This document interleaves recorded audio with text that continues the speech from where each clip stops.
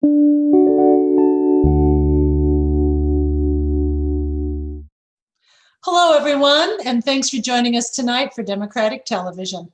Tonight, we have the honor of special guests, John and Nancy Stewart. These two are our very own Democratic Party treasures, and between the two of them have vast experience at the federal government, working for senators, House members, and the National Democratic Party at the Capitol.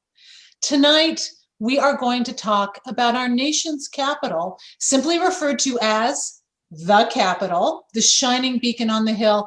Many Americans will live their whole lives never having the opportunity to walk the halls of the Capitol and look at the many sculptures, paintings, and architecture.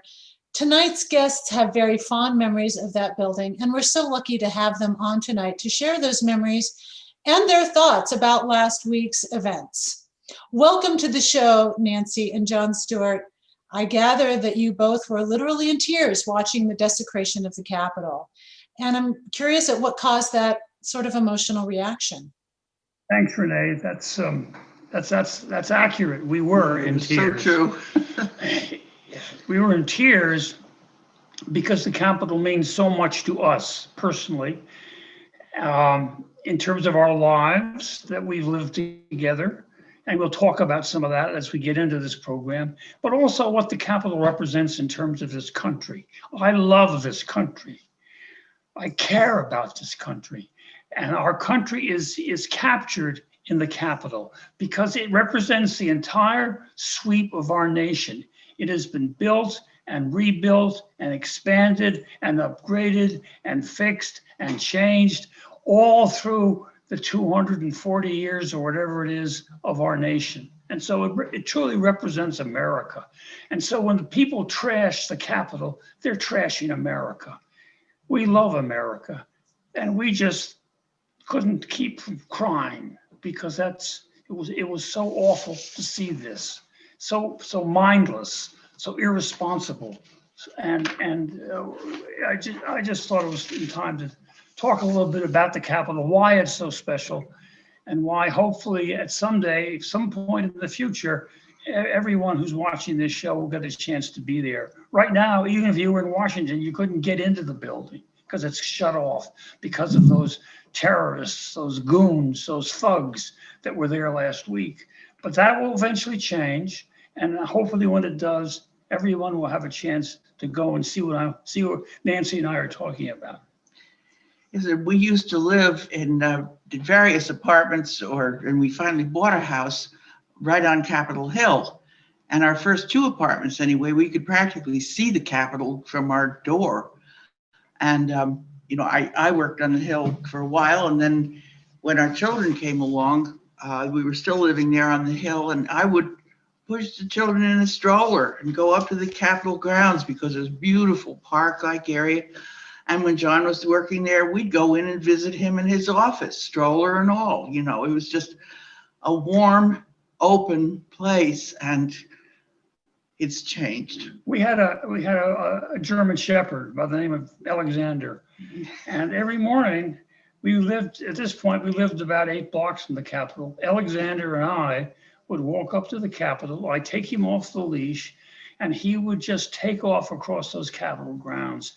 It was the greatest thing for Alexander. And I just stood there and watched it. And then, sort of saying a silent prayer, hopefully Alexander won't get any wild ideas to just take off. But he always came back. Yeah. But it was on the Capitol grounds where this occurred. It was just wonderful. So let me tell you a little bit about the Capitol, and Nancy can chime in as we go. But there is every nook and cranny in that building has a story to tell. It really does. There's the old Supreme Court chamber that housed the Supreme Court before they're in their present building. But before it was the old Supreme Court chamber, it was the original chamber of the US Senate. And so it has a grand history, this one room, and it has been redecorated to represent what it looked like in those days, 200 or so years ago. And if you walk onto the other side of the building, the Capitol, you come to Statuary Hall. And there were a lot of pictures of terrorists, insurrectionists walking through Statuary Hall on the TV this week. And it's the old House of Representatives chamber, the one that they were in before they're in the one they're in now. And the thing about Statuary Hall that is so wonderful, it has a little plaque right in the middle of the room, and it's called the whispering spot, because if you stand there, you can hear everything that is going on all over this fairly good-sized room, even if they're talking in a whisper. And legend has it that John Quincy Adams, after he was president, you know, he returned to the House of Representatives and served there for like 40 years after he was president. And he would sit at his desk and he would be listening to hear what all the people were saying all over the room. And so it is now, it's now been marked with a plaque. And so back in the old days when they had guides, they would always see a tour. They'd be all clustered around the whispering spot, and the guide would be off in the corner whispering. And everybody would say, you know, you could hear that. You could hear it. And it's just filled with things like that. There are little known staircases. There are corridors. There are passageways under the Capitol. There's a whole world under the Capitol, which when you're there long enough, you get to figure out. And I eventually got to figure it out, so I didn't get lost. And then, of course, there are thousands of artifacts, clocks, paintings, statues, busts, all throughout the Capitol, particularly in Statuary Hall. Every state has 2 statues in Statuary Hall. And so it's like a museum. It's a living museum, but it's also a working building. I mean, the legislature of the United States of America is working there all the while. So it's very exciting. We were very, very lucky to be there at a time when you could just walk in. I mean, you just walked in the door. There were no magnetometers. There were no police checking you. You just walked in, and I spent a lot of time there and got to know it pretty well. So, Renee, you in getting ready for this TV, you talked about some of your experiences as a young person in the Capitol. What were they? You know, this is an enormous country, and not everybody can get the opportunity to come look at our nation's capital. It's a long way from California. But my brother was the legislative correspondent for Senator Barbara Boxer.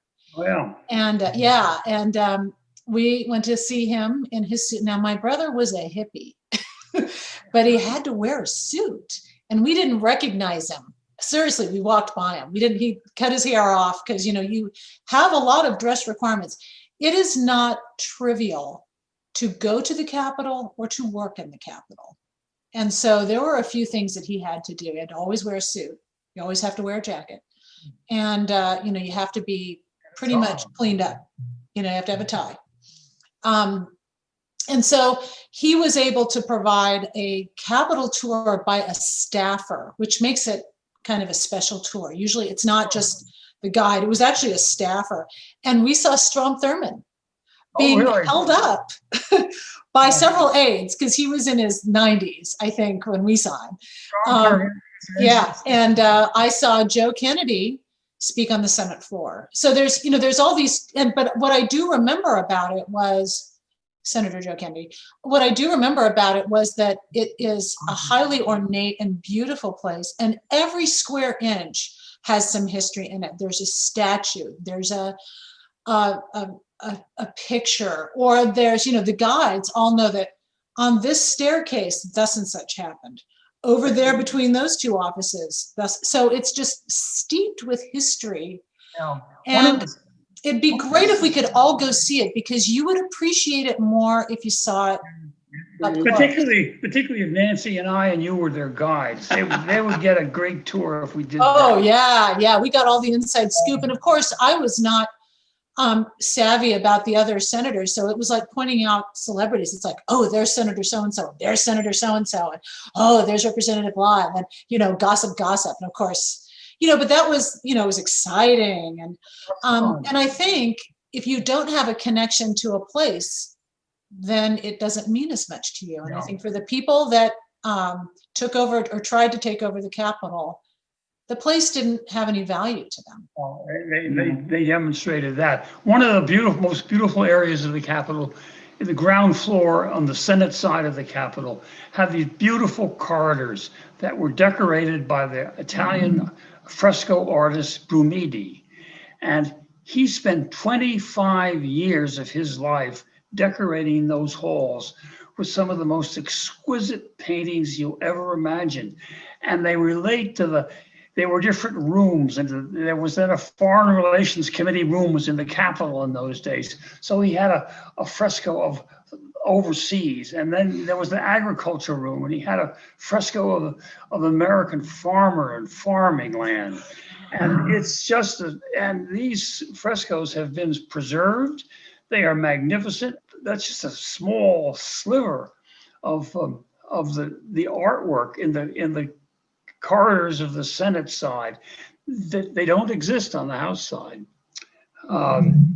So we have that one special thing I will say that was always great for us is there was a big, huge, I mean huge painting of the signing of the Constitution.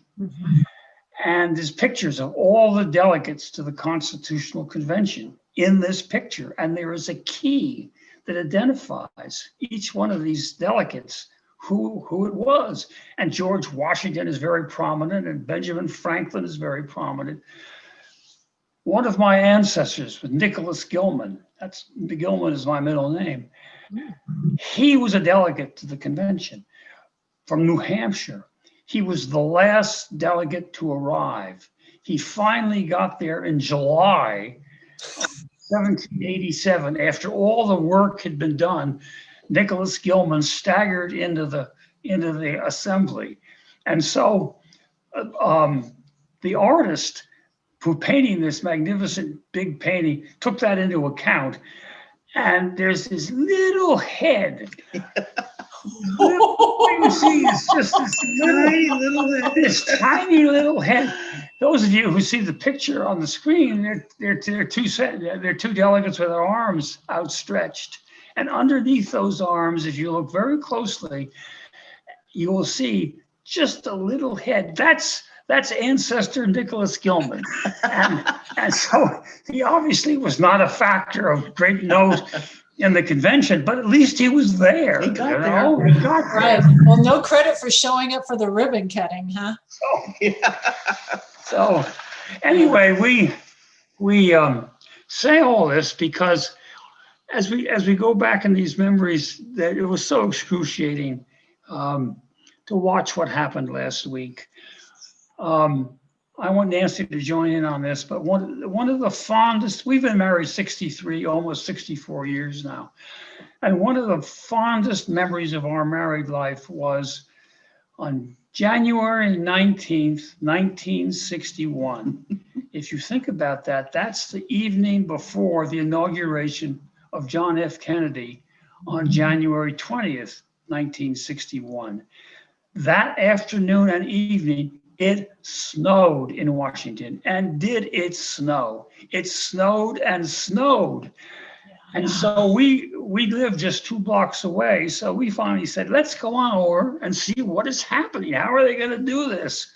So we walked over to the Capitol, and the snow was everywhere. They have all these benches set up and everything. They're all covered with snow. Everything's covered. I mean, like a half a foot of snow. More, maybe 8 inches. I mean, it was a lot of snow. And so we go out on the West Terrace. Now, those of you who saw the pictures from last week, the one major entry point that the thugs and goons and terrorists used was through the West Terrace. It's what faces the Washington Monument. And so Nancy and I are back there on the West Terrace around 10 o'clock on the evening of January 19th, and we had one robust snowball fight. I'm telling you, Nancy thinks she won. I think I won. I did. I think I won. But we said, how are they going to have the inauguration tomorrow in a blizzard, for crying out loud? But, you know, they worked all night. They got snow blowers and they did everything. And fortunately, it stopped snowing. And on the 20th, the sun was out. It was a bright, crystal clear day. And it was frigid. We had tickets where we had to stand on the Capitol, the House steps to watch. We didn't have seats. We had to stand on the House steps. We needed tickets even to get there to watch the inauguration. And the temperature fluctuated between 6 and 8 degrees. And we just about damn near froze to death, I'm telling you. Yeah. Was it worth it? Oh, yes, of course. Oh, I mean, that's when Robert Frost was reading his poem, and he had trouble seeing it because there was a little bit of wind and it was so cold, and poor fellow struggled. So, and then of course we heard John Kennedy give his "Ask Not What Your Country Can Do for You" speech. That was that one. Mm-hmm. Yes, it was definitely worth it. Well, when Robert Frost couldn't read what he'd written, he recited one of his poems. Yes, he recited it. From memory. Yeah. And you know, we were so young.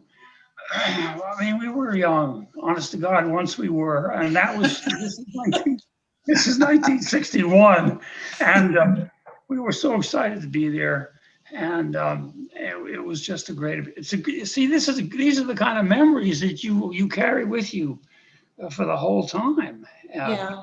And I think, you know, being steeped in all of that history and that reverence to see what played out on January 6th must have been just sickening, pretty disturbing. One last crazy story, and I'll shut up. In 1964, a bunch of us are writing speeches for Hubert Humphrey's vice presidential campaign. He was running for vice president of the United States with Lyndon Johnson. Johnson for president, Humphrey for vice president.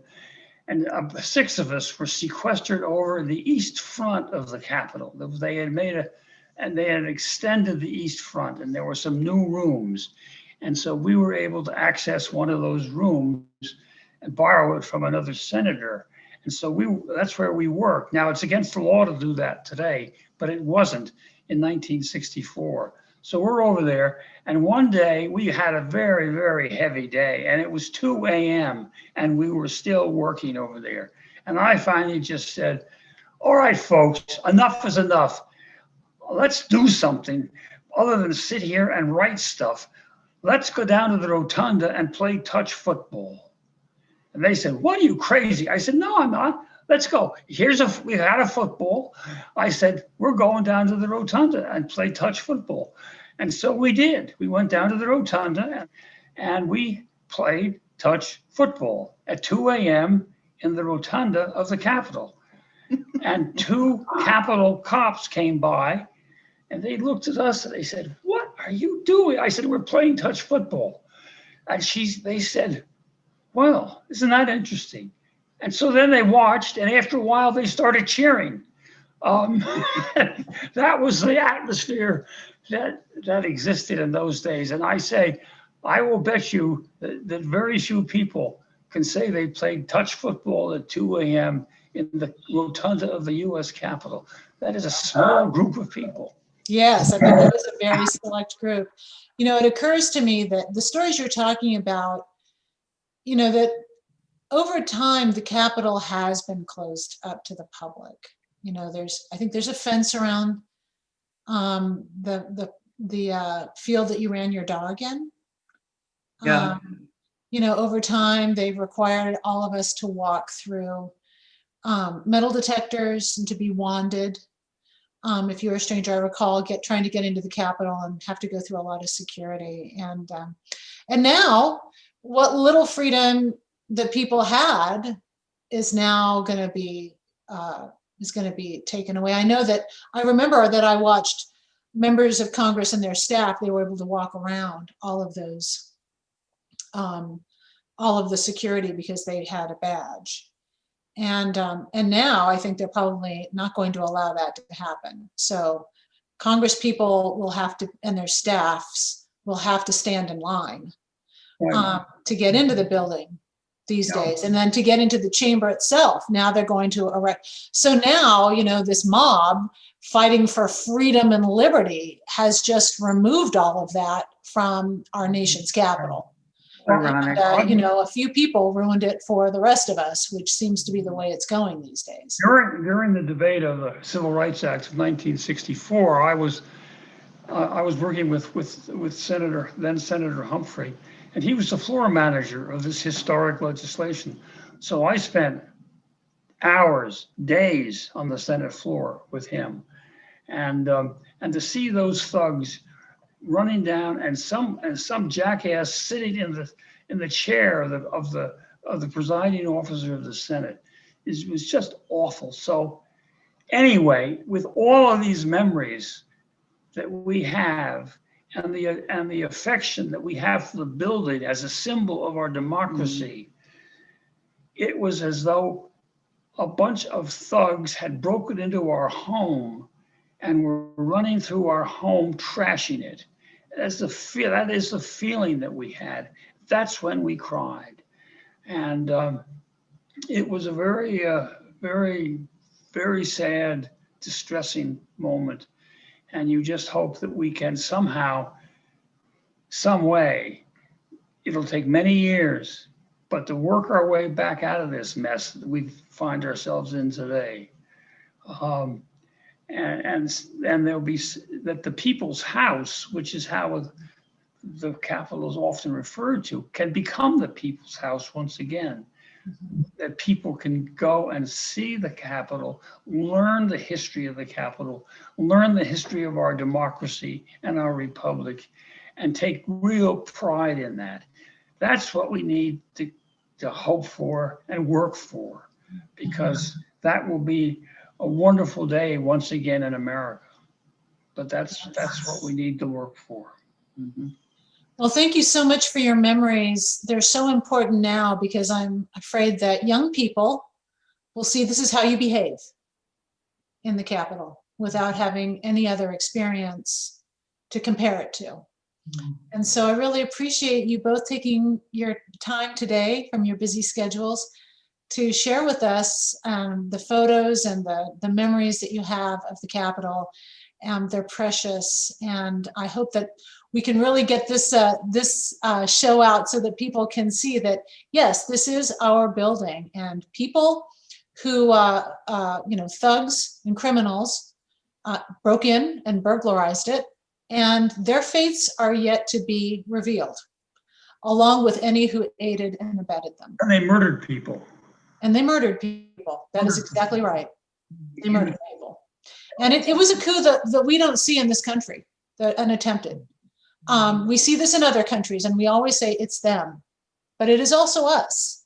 And so I think we need to realize that we're in real serious time right now. And that, you know, democracy is going to depend on what each and every one of us does to protect it. So. And this affection and this love for our country is not a Republican thing or a Democratic thing. It's an American thing. And I just hope that everybody at some point in their lives can be in the Capitol and understand why it is so important to us and why it is so important to our nation. It is a symbol of our nation. It should be respected and honored, and it was not last week. And that is a great tragedy, a real tragedy. One of the worst things that's ever happened. You know, the British burned it in 1814, and then we had this disgraceful performance last week. May it never happen again, and may we rebuild and come back from that and come back stronger than ever. That's what I'm gonna prepared to work for as long as ever, however much longer I'm around. So Renee, you're great, and I thank you so much for talking with us on this. This has been a real treat. Oh, you're welcome. It was a treat to hear your stories, and I'm glad we had the opportunity to do that tonight, and we'll be sure to share this episode around and encourage others to do the same. We're quite willing to share these memories and thoughts and express our love of this nation and our democratic system anytime, anywhere, any place with anyone. Well, thank you so much. Thanks again. And everyone listening, have a good evening, and we'll see you next time.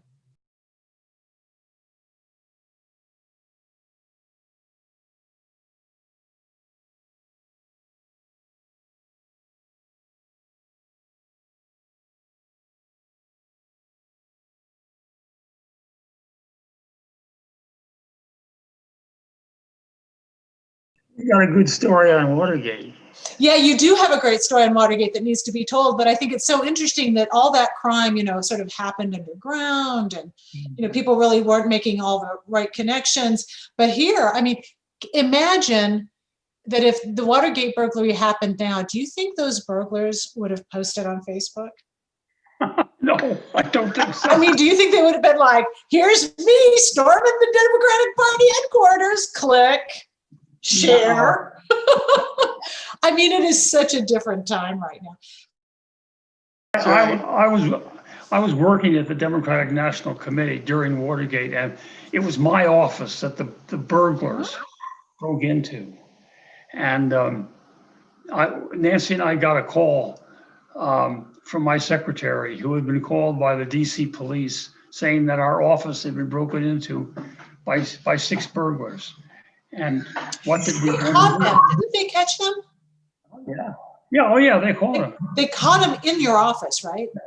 And so, what a shock that was. Sound asleep, Nancy and I, sound asleep at home. Phone rings, middle of the night. I figure, oh my God, someone's been killed. Somebody's died, right? Yeah. And no, it was just my secretary saying that the DC police wanted me to go down to the precinct house and swear out a complaint against these 6 burglars that they had apprehended in my office. That is just amazing, because they had never intended to be. Wasn't it some security guy was walking the halls, and that's how they caught him? He noticed there was tape on the over the lock of one of the doors. I mean, and it was from that moment, that precise moment, a little over 2 years later, that Richard Nixon resigned because of all of that.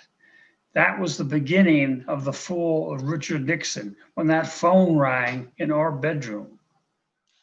I think it's an interesting story. I mean, really, because I was 7 during the hearings. So, and I'm, approaching 60. So there's a generation that really doesn't understand the significance of Watergate. No. And I think, unfortunately, Watergate has made things like Iran-Contra and what happened, and made Donald Trump permissible. Yeah.